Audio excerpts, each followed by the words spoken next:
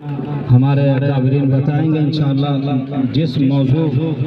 और जिस मकसद के लिए प्रोग्राम को सजाया गया है। आइए मुलाहिजा कीजिए। मतलब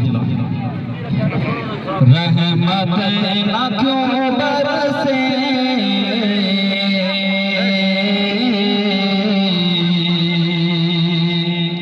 हर पहर मदीने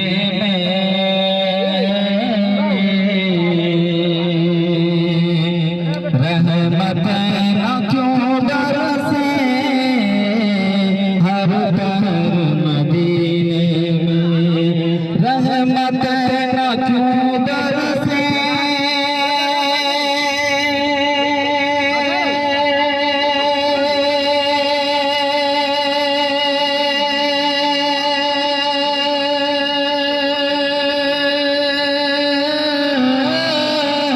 रहमत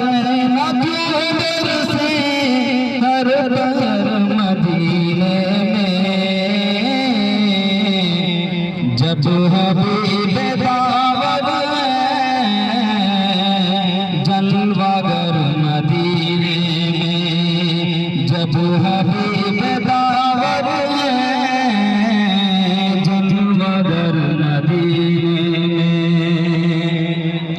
होती है मदीने से रहनुमाई आलम की होती है